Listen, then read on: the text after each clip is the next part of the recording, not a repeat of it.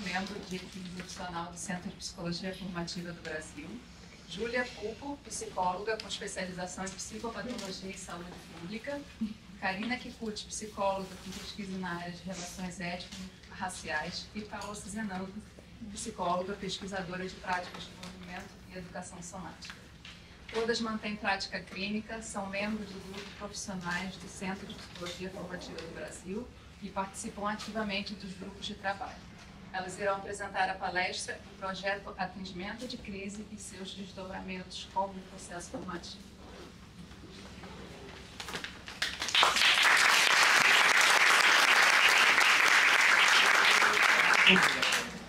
Bom, primeiro é uma alegria, né? Aqui todo mundo está falando com essa sala grande e o quanto e a satisfação do quanto a gente cresceu durante a pandemia.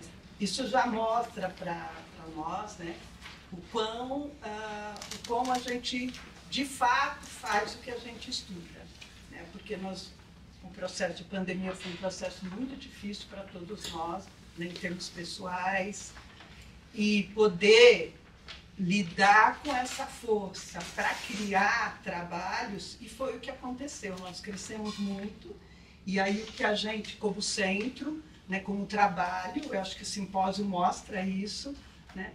E a criação, quanto a gente teve que se inventar das mais diversas formas, né? E aí o que nós queremos trazer aqui um pouco para vocês é como foi o nosso processo de construir trabalhos e de funcionar em equipe sobre a perspectiva da psicologia formativa. Então, a Patrícia já apresentou o Soizio, da Karina, a Paula e a Júlia. Todas nós fizemos parte do grupo de coordenação, da equipe de atendimento dos trabalhos que nós vamos trazer, e gostamos tanto que estamos até hoje. E vamos continuar, né? Tudo indica. Então, assim, vou trazer um pouco a história, né, de como surgiu. Então, logo no começo de abril, né, a pandemia apareceu em 20 de março, né, foi deflagrada em 20 de março. Aí alguns membros do centro se reuniram para estar trocando o trabalho online. Algumas pessoas já atendiam online, mas não de forma exclusiva. Então, isso já é bastante bacana, porque a gente tinha uma preocupação de como adaptar, porque o nosso trabalho ele é muito melhor ao vivo e a cores, né? Que nem a emoção da gente estar aqui depois de todo esse processo. E aí nós nos reunimos para estar discutindo e compartilhando os aplicativos. A turma mais analógica, feito eu, estava mais desesperada, né? Aí a turma mais digital ajudando. E aí, a partir desses encontros, surgiu o desejo da gente fazer um atendimento de crise, considerando a emergência de saúde pública que havia se colocado de forma repentina, né? Aí se construiu um grupo, se formou um grupo com a tarefa de construir um projeto chamado Atendimento de Crise, um grupo de pessoas que seria da equipe de atendimento e uma supervisora. E aí, isso se deu de abril a dezembro, o atendimento de crise, ele aconteceu de abril a dezembro de 2020. Então, nós começamos no final de abril, então de abril a julho foi o processo de elaboração do projeto, de criação, de treinamento. Aí, em agosto, nós iniciamos o atendimento, que aconteceram até novembro, e finalizamos o trabalho em dezembro, onde nós fizemos a avaliação do nosso trabalho, e daí se renderam mais 2 novos trabalhos, que é o que a gente vai trazer aqui também hoje. Um aspecto, assim, que foi muito importante, foi a gente observar, ver depois, porque na época a gente viveu, mas foi muito satisfatório nós termos a âncora do pensamento formativo para estar trabalhando junto. Então, assim, nós sabemos que o processo formativo ele se faz em etapas, né? Então, ele é um processo que se dá ao longo do tempo. Então, nós tínhamos essa compreensão de que o que nós estávamos fazendo ia levar um tempo para se formar. E, ao mesmo tempo, a gente tinha a tarefa de que esse tempo não fosse extenso demais. Afinal de contas, a gente tinha uma ideia de trazer um trabalho para o atendimento de crise, né? Então, aí, o que nós observamos que aconteceu na construção do projeto? Então, num primeiro momento, foi primeiro a alegria da gente estar junto. Então, nós éramos um grupo que nunca tínhamos trabalhado juntas, muitas de nós não se conhecia, então tinha uma excitação, um conhecer, um formar aquele grupo, né? Aí também muitas ideias, um monte de coisa que a gente queria fazer. Então, toda essa primeira fase do desenvolvimento de forma, que ela é uma fase de expansão. Aí nós fizemos pesquisas em outros trabalhos de crise, que tinham mais ou menos para a gente, né, saber. E aí começamos a escrever o texto, né? Aí o nosso texto inicial, sei lá quantas páginas tinha, mas era bem grandinho. Aí ainda bem que a gente tinha a Leila lá, menos, gente, menos, bem menos, bem menos. E aí, aos poucos, nós fomos percebendo o que era possível para nós, objetivando o nosso texto, objetivando o nosso trabalho, criando o que era possível, o que a gente dava conta, né? E começando a estruturar o projeto piloto. Aí, numa terceira fase, o projeto piloto, nós tínhamos o grupo de coordenação que escreveu o projeto piloto. Aí, nas reuniões com a equipe de atendimento e supervisão, nós fomos fazendo os ajustes no projeto piloto e, ao mesmo tempo, o treinamento naquele modelo de atendimento focal que era o objetivo do trabalho. E aí, em julho, estava todo mundo treinado, né? Mais ou menos, tinha a questão da novidade da plataforma, o desafio de trabalhar numa plataforma gratuita, né, Karina? A Karina pesquisou bastante, porque a gente não tinha dinheiro, né? Não tinha que ser, o grupo tinha acabado de se formar. Então, aí nós construímos esse trabalho e começamos o atendimento, que ele foi de agosto, né, como eu já falei para vocês. Então, aí uma satisfação nossa, né, minha e das pessoas que estavam, nós já tínhamos trabalhado em outras equipes, com outras perspectivas, né? Então, a nossa satisfação de nos ver funcionando formativamente no nosso grupo de trabalhos foi muito valioso, né? Porque, como a gente está trazendo aqui o tempo todo, é um aprendizado o tempo todo. Então, o entendimento de que o que a gente estava fazendo, ele tinha um processo, ele tinha um tempo para acontecer, isso ajuda, na hora que a gente estava naquela situação, ajudava a gente a dizer, não, nós estamos na fase de expansão, vai diminuir, vai uma hora que vai diminuir o negócio. E realmente, né, então esse entendimento ele foi muito importante, de que tem um tempo para as coisas acontecer e maturar, né?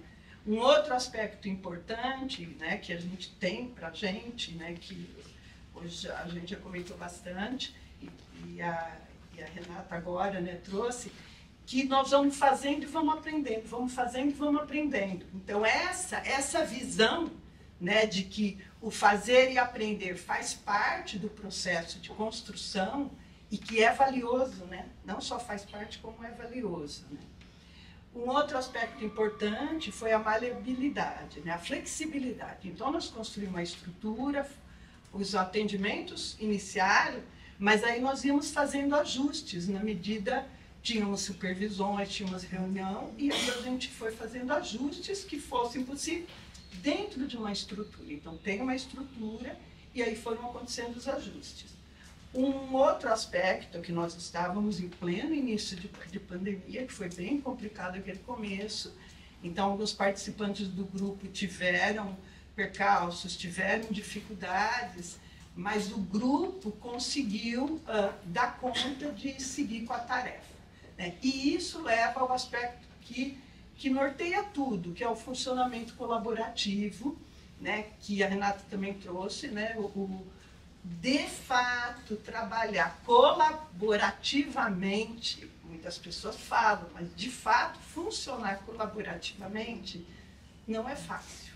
E a gente também ficou satisfeito de ver que tinha conseguido, né? Então, é isso. Aí a Karina agora vai trazer para a gente como foi o atendimento de crise, né? Que modelo foi esse que a gente construiu e como que aconteceu.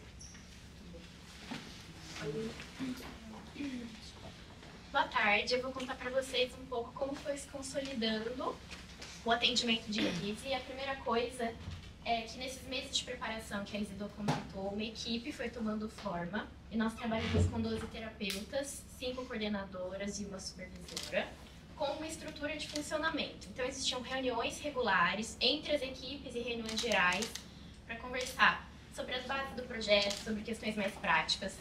Também supervisões para falar sobre os casos clínicos das pessoas que estão sendo atendidas no projeto.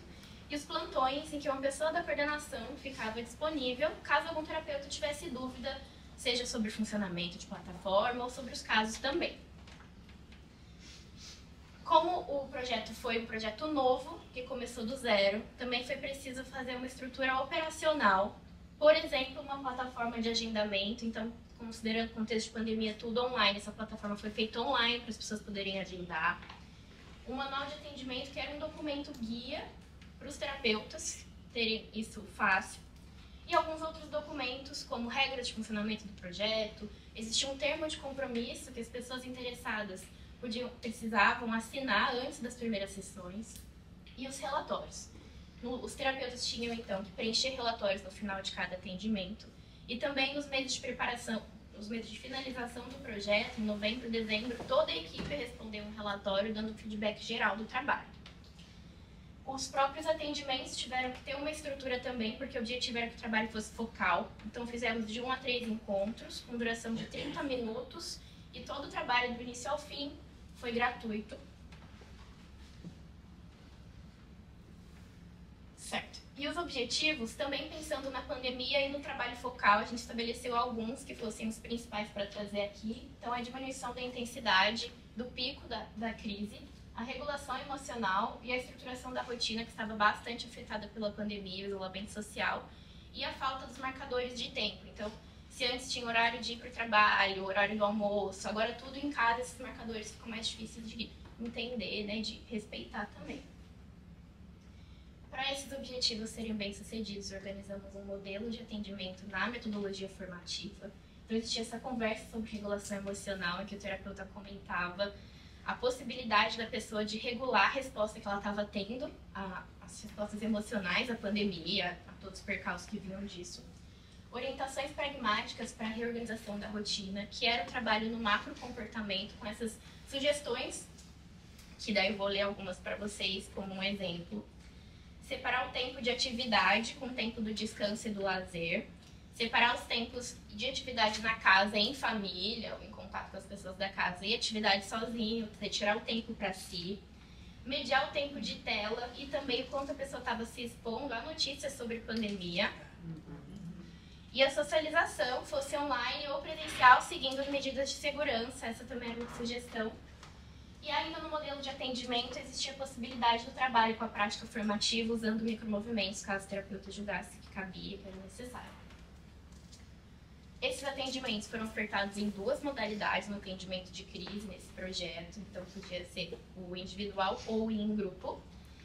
E atendemos 25 pessoas no total do projeto, com 56 atendimentos. Nós entendemos que o atendimento de crise foi um projeto bem sucedido, porque tivemos bons feedbacks, tanto das pessoas que foram atendidas quanto da equipe. Essas pessoas que receberam atendimento, todas elas disseram que o projeto, participar do projeto, ajudou a formar algo positivo nesse momento desafiador. Em especial, a diminuição da intensidade do estresse e da ansiedade, a resposta emocional mais regulada, uma melhora no humor, no sono e nas relações familiares, e uma rotina mais organizada, que essas pessoas disseram também estar mais satisfatória por conta dessa organização. E o feedback das pessoas da equipe, o mais contundente, foi a participação junta, então, um sentimento de pertença e de afeto, e a construção de algo em conjunto também. Essa experiência de troca foi valiosa para a vida pessoal. E juntando na parte dos desafios, porque, né, tivemos feedback da dificuldade que foi trabalhar online, enfrentando uma pandemia. Então, em maior ou menor grau, os terapeutas, a equipe como um todo, estava passando pelos desafios da pandemia. E no modelo de atendimento focal, foi um desafio que no feedback consideraram positivo, porque ajudou a formar algo profissionalmente também, uma expertise a longo prazo. E um desafio que também foi pra gente, que a gente descobriu depois, na verdade, foi que os relatórios que as pessoas preenchiam foi feito num modelo mais aberto, pouco objetivo, cada pessoa usava a sua própria linguagem. E depois, para tabular esses dados e fazer uma sistematização ficou mais difícil. Então, foi um desafio que a gente aprendeu algo no fim das contas também. E como todo fim enseja um novo início, esse é um movimento e a psicologia formativa acredita nisso. Com o fim do atendimento de crise, existiram 2 desdobramentos.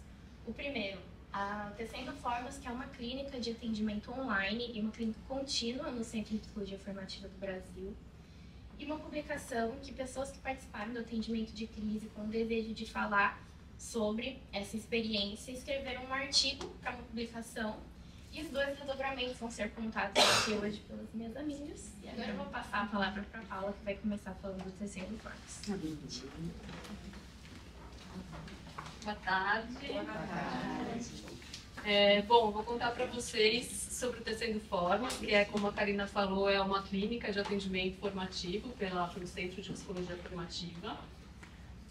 Então, assim, a partir da nossa experiência com atendimento de crise, quando a gente finalizou em dezembro de 2020, tinha uma satisfação e uma alegria muito grande do grupo de trabalhar junto, né? Estava todo mundo muito satisfeito com essa forma de trabalhar formativamente, com estar formando um grupo, né? Estar conectado numa equipe dentro da pandemia, que a gente estava muito solitário, né? Então foi algo que foi muito organizador na vida dos próprios terapeutas, né? Ter trabalhado e formado esse grupo. Então tinha o desejo da gente continuar trabalhando em grupo, né? Seguir formando em grupo, trabalhando em equipe.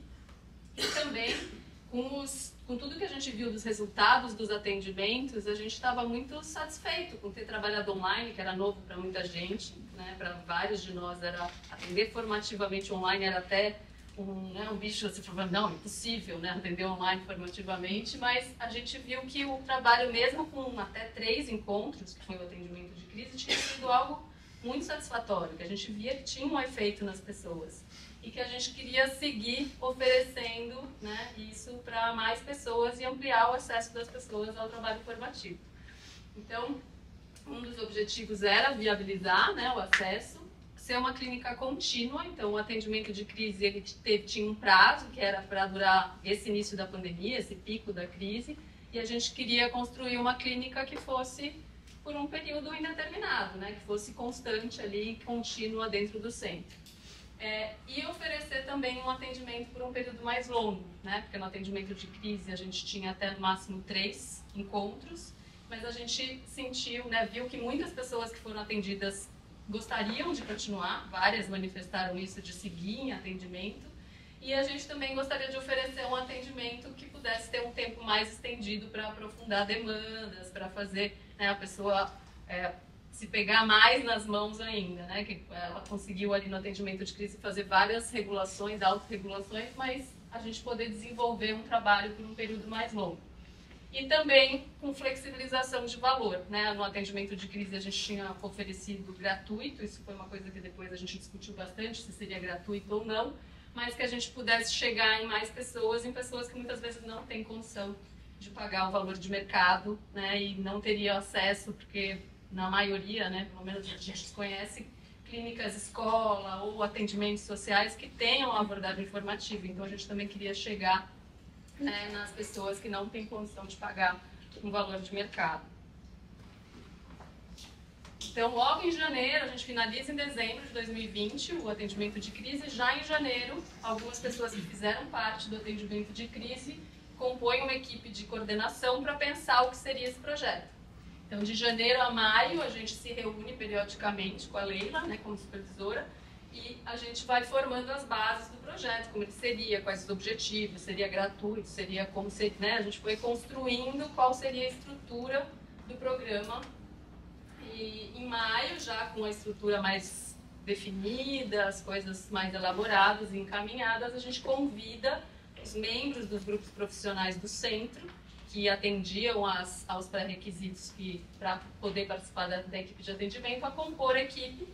Então, muitas pessoas manifestaram interesse e a gente começa a formação e o treinamento da equipe, que vai de junho a setembro de 2021, tanto na modalidade de atendimento que a gente ia oferecer, quanto no funcionamento da plataforma, né, que a gente fez uma pesquisa. A experiência anterior com o atendimento de crise foi muito rica para a gente, porque já tinha tido uma pesquisa sobre plataforma, o que era viável gratuitamente, a gente sabia que não ia dar para ser uma plataforma gratuita para as nossas necessidades. Então, tudo isso foi pensado, como seria a questão administrativa do programa, e a gente teve colaboração de outras pessoas, isso foi muito legal, né, da nossa rede, da comunidade formativa, tanto para design gráfico, tecnologia, parte administrativa. A gente usou a nossa própria rede de outras habilidades aí para compor e conseguir, para elaborar o programa. Daí, em outubro, a gente lança, e já em outubro mesmo os atendimentos começam. Atualmente, a gente tem uma supervisora, que é a Leila, 3 coordenadores e 11 terapeutas. E a gente oferece as modalidades individual e em grupos, em psicoterapia e em práticas integrativas. O atendimento é focal, no máximo de 60 sessões, que a gente definiu como um bom tempo para desenvolver um trabalho. E daí a gente define junto com a pessoa qual vai ser o foco do trabalho nessas 60 sessões. E com a flexibilização de valores, então quando a pessoa agenda a primeira entrevista, ela preenche um formulário socioeconômico que vai ser usado no dia da primeira entrevista para se definir que valor vai ser pago por sessão. Então é um processo bem individual, de acordo com a realidade socioeconômica de cada um. Ao longo de todo o percurso, né, e até a gente continua no programa há quase 2 anos, a gente trabalha em equipe. Então, a gente faz reuniões de equipe de coordenação periódicas, supervisões mensais, onde a gente discute os casos e também questões relativas ao programa, dúvidas. E também tem um suporte contínuo da equipe de coordenação para a equipe de atendimento. Se entre uma supervisão e outra surge alguma questão, a gente está disponível, né, para a equipe de atendimento falar com a gente leva para as reuniões de coordenação, convoca uma reunião de coordenação se necessário, e faz esse diálogo constante entre equipes. E é legal, né, porque a Karina contou também dessa estrutura do atendimento de crise, que a gente aprendeu muito com a experiência do atendimento de crise e trouxe várias coisas para, né, que tinha os plantões, as supervisões, então a gente foi, né, aproveitando o que a gente já tinha vivido, que tinha funcionado, e usou isso no Tecendo Formas, né? Até julho de 2023, a gente tem 23 pessoas atendidas, sendo que 12 estão em atendimentos e 11 atendimentos já foram finalizados. E a gente segue formando continuamente, né? Tanto na composição das equipes, que ela vai se reorganizando conforme a disponibilidade dos terapeutas e também conforme as pessoas se interessam em participar e os membros dos grupos profissionais vão atendendo aos pré-requisitos para participar, elas podem, né, as pessoas podem entrar na equipe. Ajustes na estrutura também conforme a nossa experiência, então a gente vai, né, de novo aprendendo com a nossa experiência, então a gente vai construindo o programa conforme a gente vai vivendo, usando a experiência anterior, então muito, né, do atendimento de crise beneficiou a gente para construir o programa, tanto no funcionamento, né, como a experiência que a gente teve. Então, por exemplo, né, a gente tem a estrutura, mas tem uma flexibilidade de rearranjar conforme a experiência do grupo, né? Então, inicialmente, por exemplo, a gente tinha pensado num ano de duração, que seria um prazo bom. Mas com a experiência de atendimentos de um ano, a gente viu que algumas pessoas precisavam de um pouquinho mais, né? Então, assim, algumas podiam encerrar até um pouco antes. E outras pessoas não podiam, mesmo com flexibilização de valor, pagar um valor mínimo para uma sessão semanal. Então, eram atendidas quinzenalmente, mas daí, se fosse um ano, elas teriam metade dos atendimentos. Então, a gente vai fazendo pequenos ajustes numa estrutura maior, né, para atender. Então, a gente definiu 60 sessões em vez de, né, um ano, não um período de tempo. Então, a gente vai fazendo ajustes na estrutura, né, que tem estrutura e tem flexibilidade, que isso é um valor muito grande para a gente, né.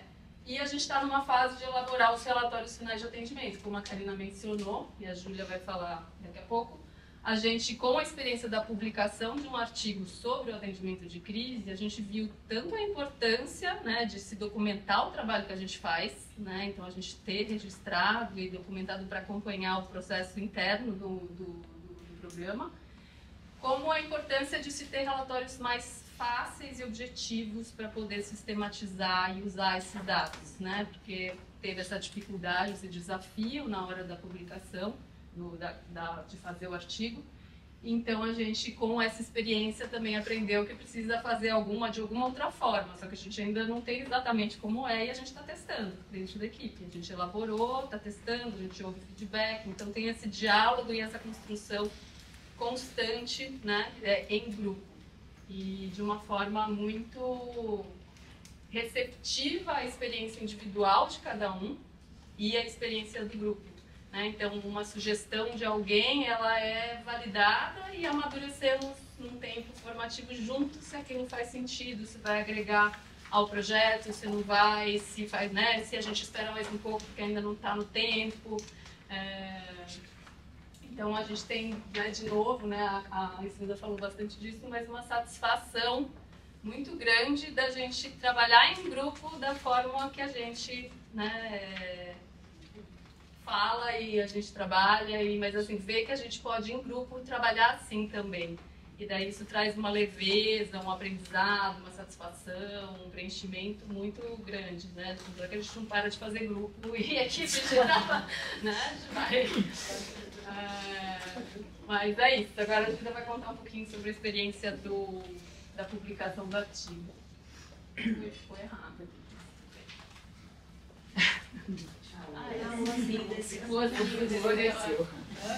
O outro para baixo.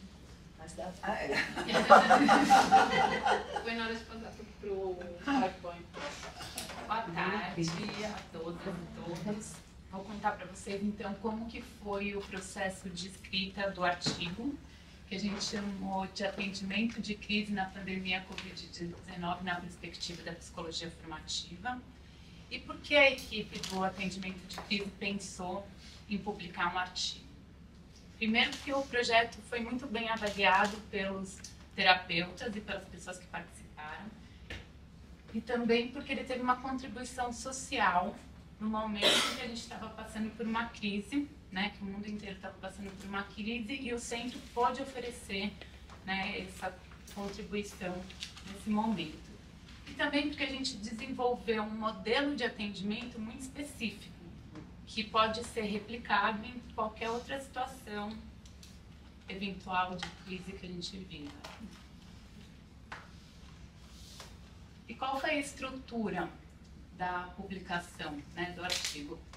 Foi formado por uma equipe de 5 pessoas, todas participaram do atendimento de crise, né? E em abril de 2023, o artigo foi publicado numa publicação internacional pela editora Seven Publicações. E quais foram os desafios que a gente encontrou nesse processo de escrita? Escrever em equipe, numa equipe que nunca tinha escrito nada juntos, né, e não tinha feito esse processo juntos.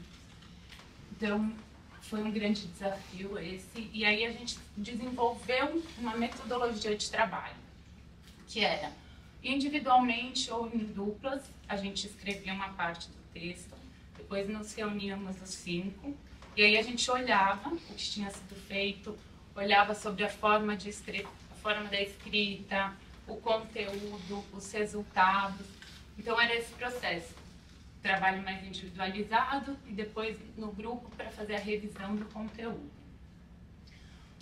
Acho que um dos maiores desafios foi a compilação dos dados, porque a gente, né, como as meninas falaram anteriormente, a gente tinha feito relatórios muito abertos, pouco objetivos, onde cada terapeuta preencheu, né, na sua linguagem, na sua forma, e a gente não sabia para que ia usar isso, era mais como um registro do que tinha acontecido. Então, quando a gente vai compilar esses dados, tá cada um de um jeito, numa linguagem, então a gente teve, né, a gente usou bastante tempo para poder, né, chegar numa linguagem mais parecida. O que querem dizer com ansiedade ou angústia, enfim, né, tentando tornar isso algo que a gente conseguisse tabular em dados e quantificar e depois poder falar sobre isso. E veicular o trabalho formativo ao público em geral. Hoje a gente falou bastante sobre a linguagem, né? Então a linguagem formativa é uma linguagem que a gente está formando e que, para as pessoas que não conhecem o trabalho formativo, é uma linguagem muito nova. Então a gente também teve que adaptar essa linguagem que a gente está formando para virar acessível para o público em geral. Então esse também foi um desafio que foi um desafio bom da gente ter, porque a gente aprofundou a linguagem formativa, né, em vários aspectos. Então foi bem enriquecedor. Os aprendizados também. Nós passamos para o PDF, daí Caiu. o PDF não, o PowerPoint. Bom, o processo de escrever em grupo, né, foi um grande aprendizado, porque a gente desenvolveu essa metodologia que eu falei para vocês. Então, poder desenvolver a metodologia e poder usar essa metodologia foi um grande aprendizado, foi muito importante. Acho que a gente vai poder usar isso para as futuras publicações do centro. E a gente também teve uma reflexão profunda sobre o projeto do atendimento de crise, porque antes a gente só tinha executado, a gente não tinha olhado para ver os resultados, os avanços, o que de fato a gente tinha construído. Então, fazer o artigo, né, ter esses encontros, foi muito importante para a gente poder valorizar o trabalho que a gente fez, né, e entender a importância dele.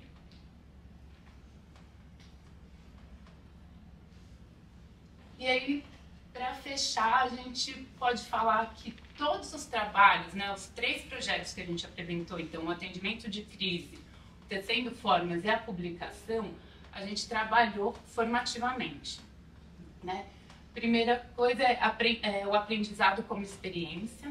Então, a gente aprende com a experiência, não é um aprendizado teórico.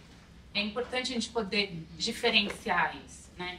Então, o que a gente aprendeu no atendimento de crise sobre a plataforma, por exemplo, a gente trouxe para o Tecendo Formas, né? Então, vários aprendizados do atendimento de crise facilitaram quando a gente foi fazer a implementação do Tecendo Formas. Outro exemplo é a tabulação dos dados e os relatórios, né? O aprendizado que a gente teve ao fazer o artigo fez com que a gente pudesse pensar em relatórios mais objetivos para o Tecendo Formas. Então, e essa é uma premissa da psicologia formativa, né? Aprender com a experiência, né? Quando a gente faz a prática, a gente aprende com a experiência, e a gente poder pensar nos processos grupais nesse aprendizado, nesse modelo de aprendizado é importante. E reconhecer que existe um processo em andamento.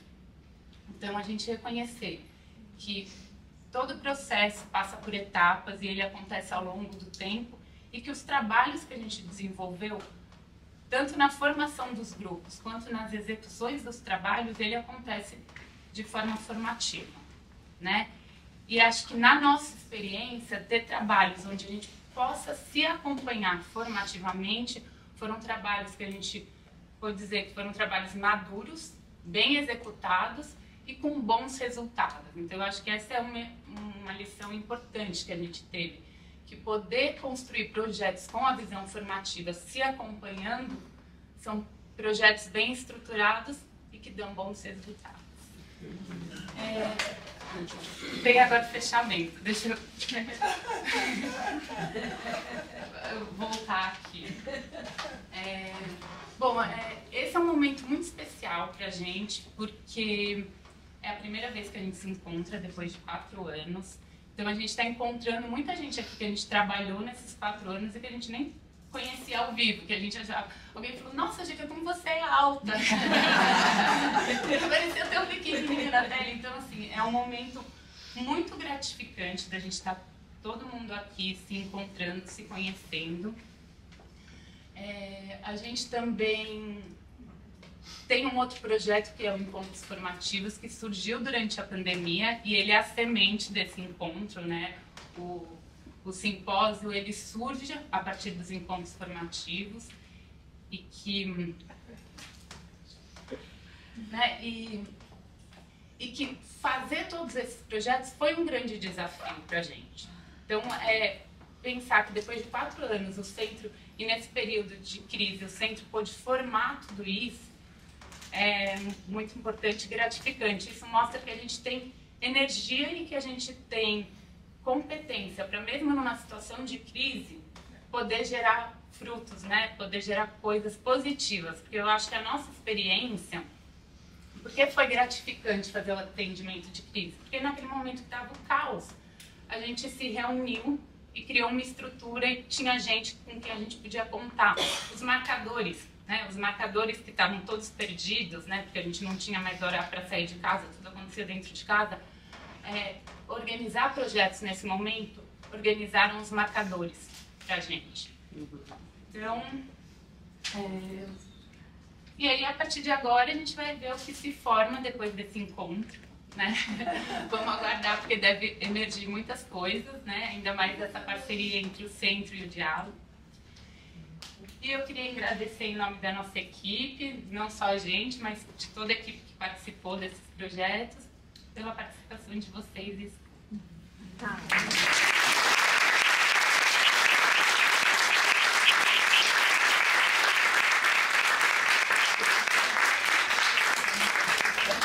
E agora a gente vai abrir para uma roda de conversa, quem quiser perguntar. Vem pra lá com a cabeça.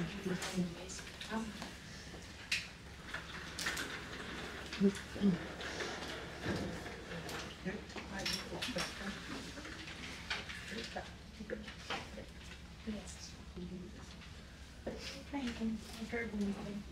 Eu fiquei curiosa, imaginando como que vocês organizavam essa questão da demanda do atendimento.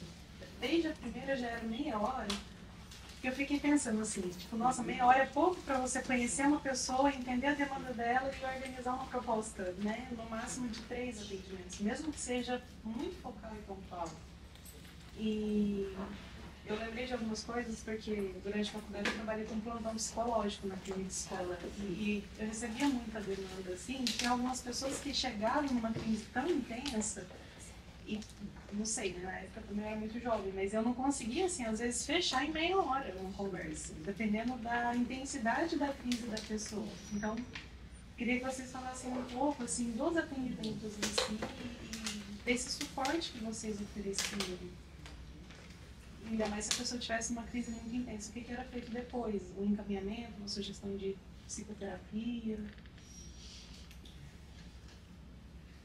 Vou falar um pouquinho então sobre o desafio de trabalhar com 3 sessões de 30 minutos. Né? Isso foi, de fato, um dos maiores desafios que a gente teve enquanto equipe.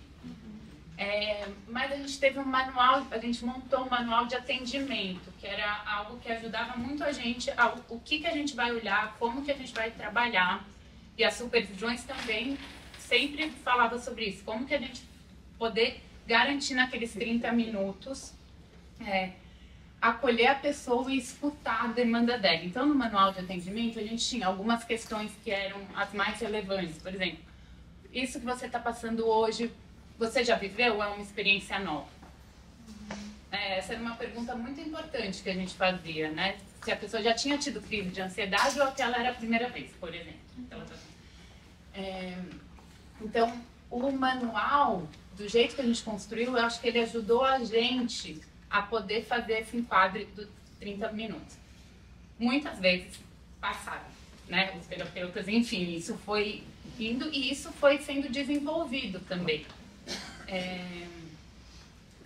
O que vou falar aí depois vocês, o que a experiência traz é que as pessoas elas precisavam de um lugar de escuta para aquele momento.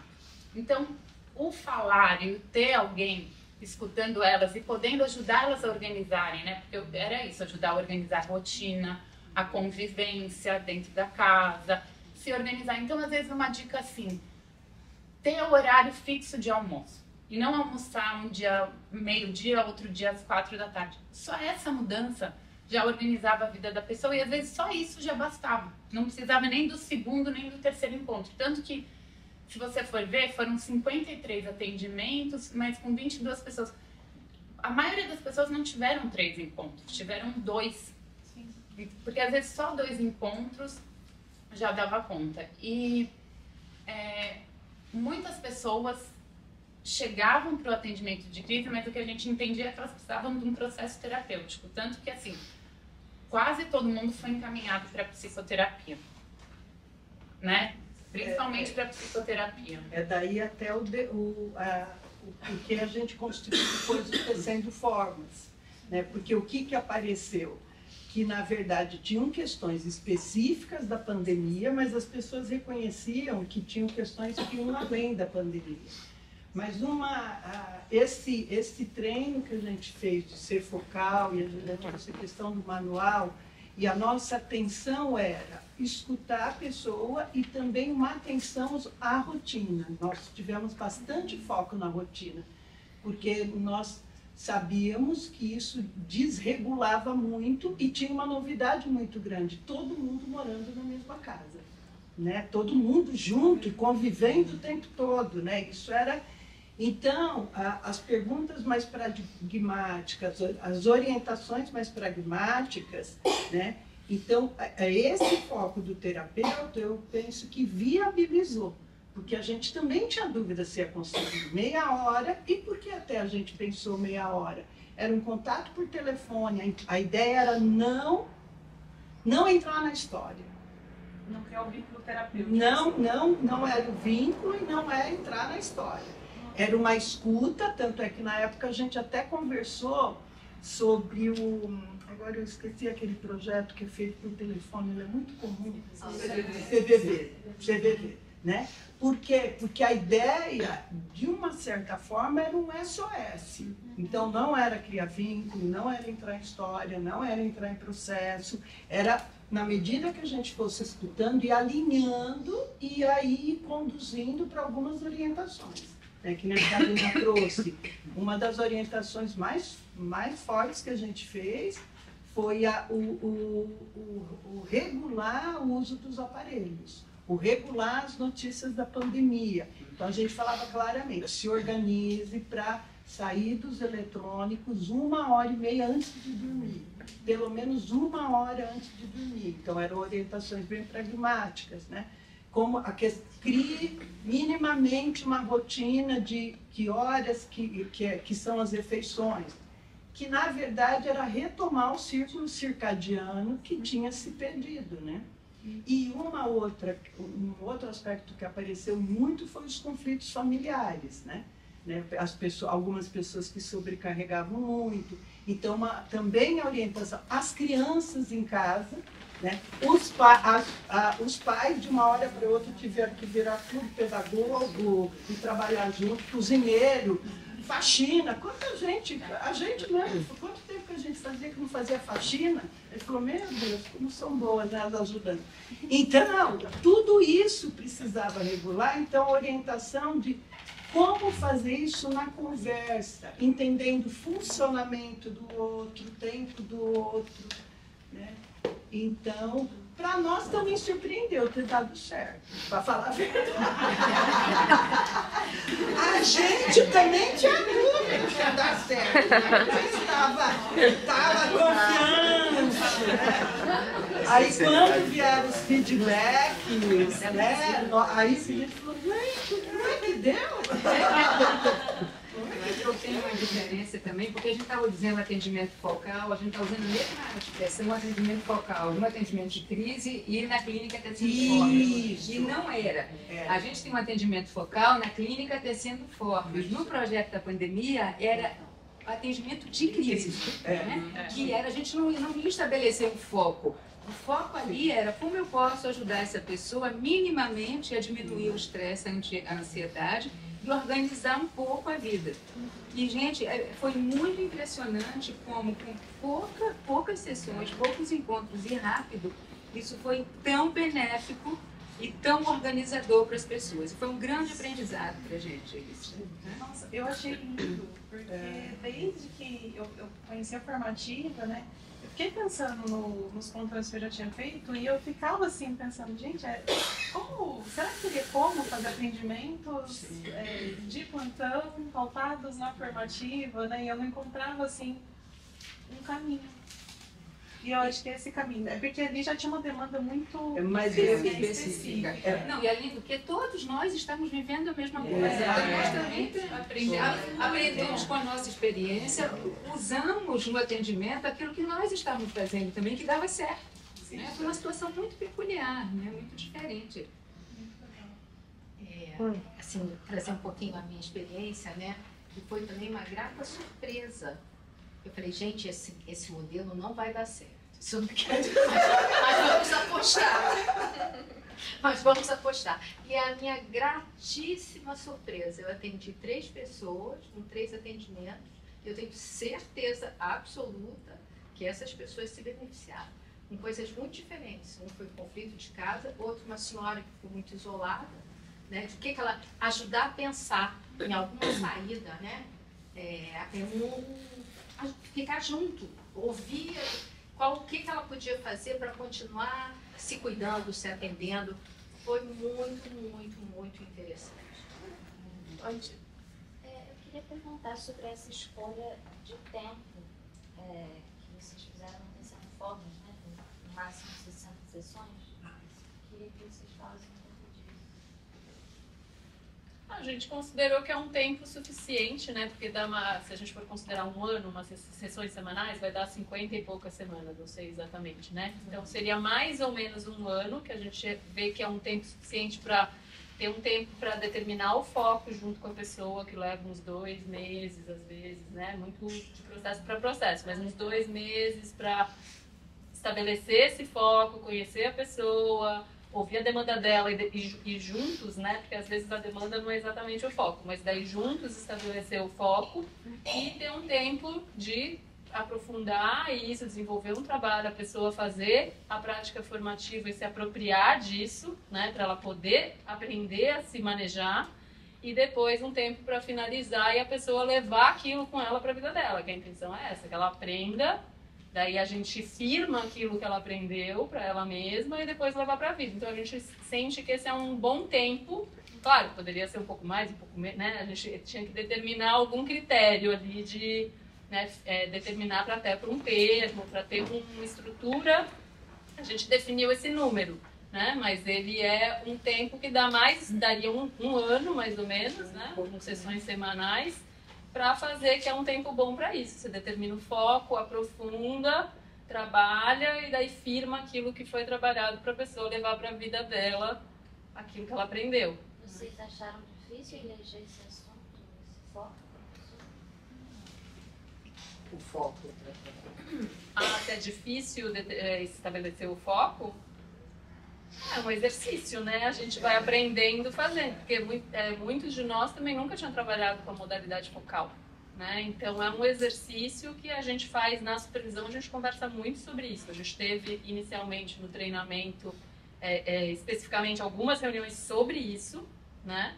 Mas mesmo durante o processo, é isso. Às vezes é mais difícil, às vezes é mais fácil, depende do paciente, depende da questão da relação do terapeuta com o paciente. Mas a gente está sempre nas supervisões exercitando isso, porque é um desafio, sim. Muitas vezes né?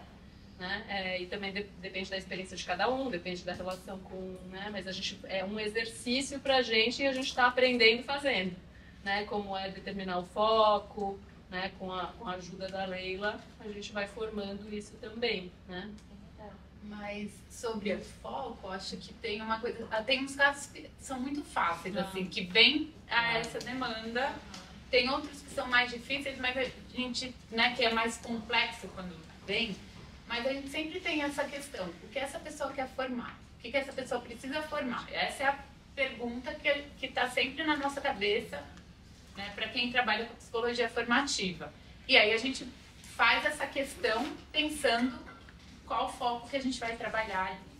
Sobre o foco. Sobre a sua primeira pergunta, acho que a Paula respondeu mais o desafio de pensar essas 60 sessões para a pessoa, mas para o projeto em si, como é um projeto de flexibilização de valores, de tentar ficar, né, tornar mais acessível o atendimento para o público em geral, os terapeutas estão fazendo um trabalho também de flexibilização de valores. Então, a gente disponibiliza 1, 2, no máximo 3 horários para fazer esse atendimento. Então, para a gente poder atender mais pessoas, não daria para ser um tempo... Senão eu tenho 2 horários, eu vou ficar 3 anos atendendo 2 pessoas. E a gente quer atender uma quantidade maior. Então, também é uma questão institucional para a gente poder atender mais gente, né? Para poder rodar. Nesse sentido. Mas acho que tem uma coisa também importante, como a gente chegou nos 60?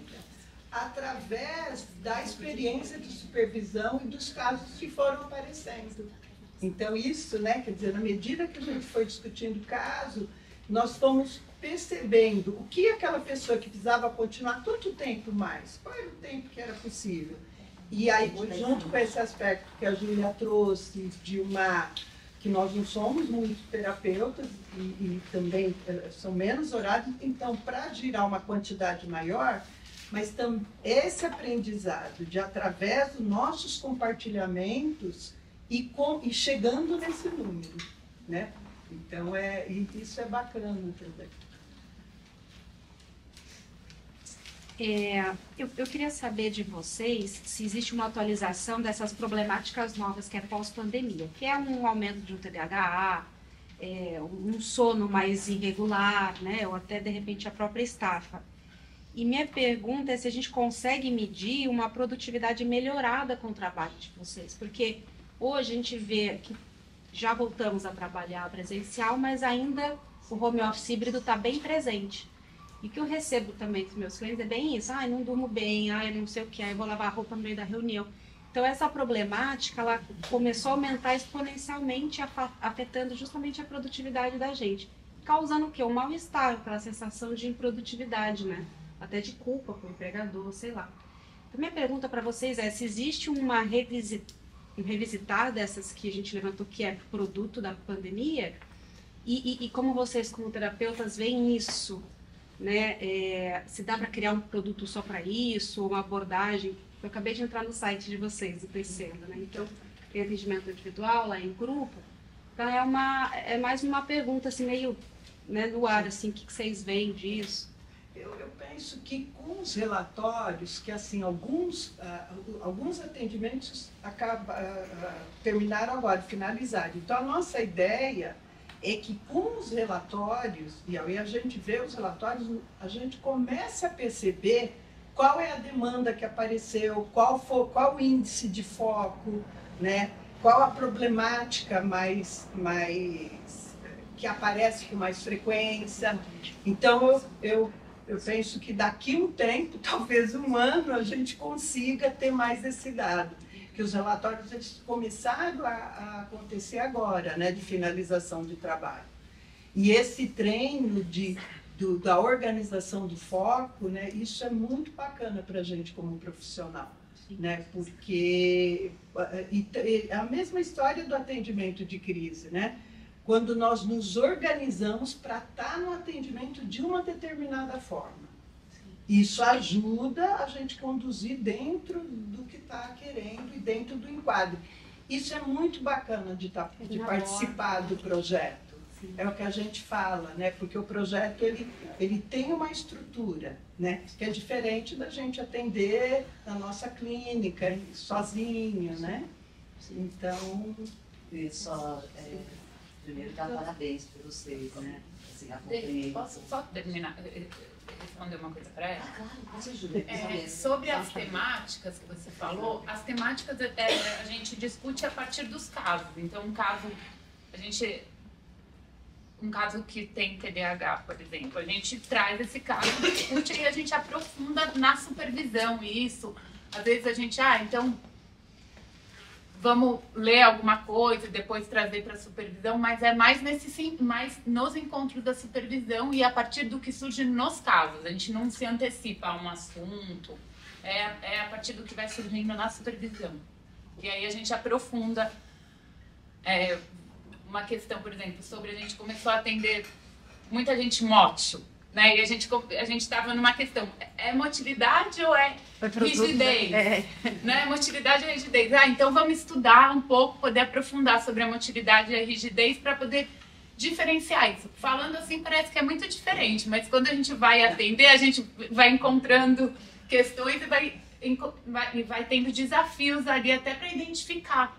Então aí a gente tem, né, cada supervisão tem mais ou menos 20 dias, um mês de distância, e aí a gente aprofunda e depois discute isso na supervisão, na próxima. Mas sempre a partir dos casos, a gente não se antecipa, não, enfim, até agora não surgiu. Foi assim.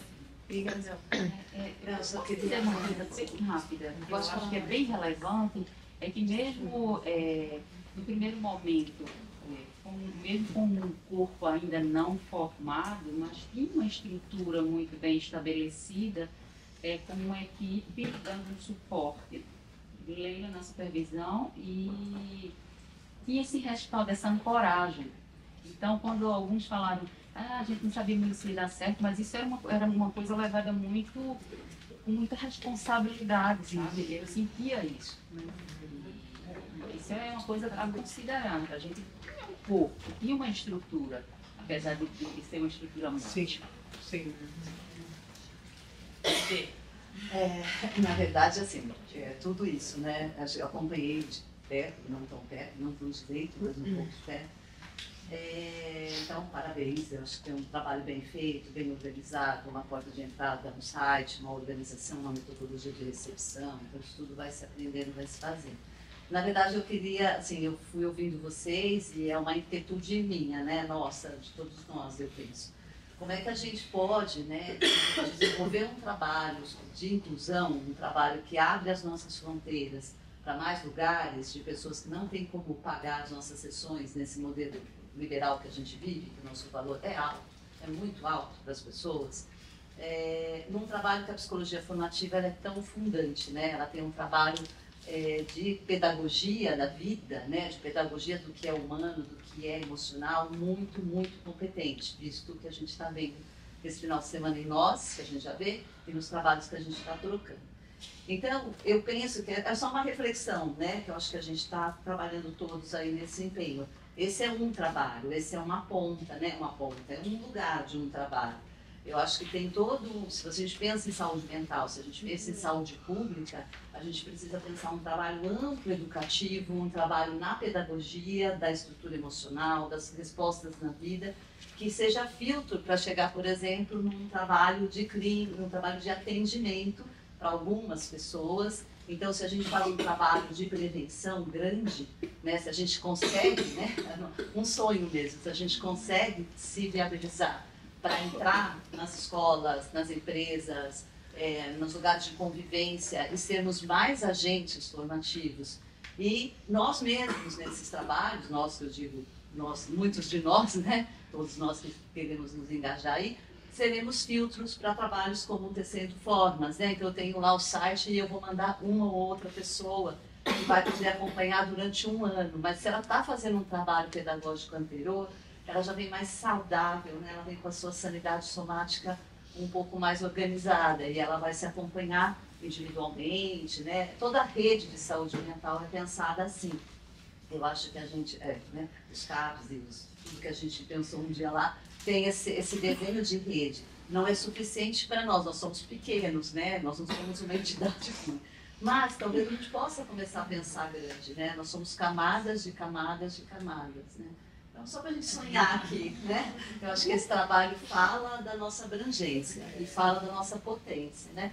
E uma inquietude minha, essa é uma inquietude muito minha, né? Que a gente faça trabalhos... Quando a gente começa também a publicar, por isso que eu acho tão importante o esforço de publicação, porque uma publicação atinge um grande número de pessoas e o trabalho fica começando a ser conhecido. E aí as trocas ficam maiores também. Então, eu acho que, sim, nós temos que pensar em estratégias de levar o nosso trabalho para um público maior, para que eles tenham conhecimento. Isso existe, né?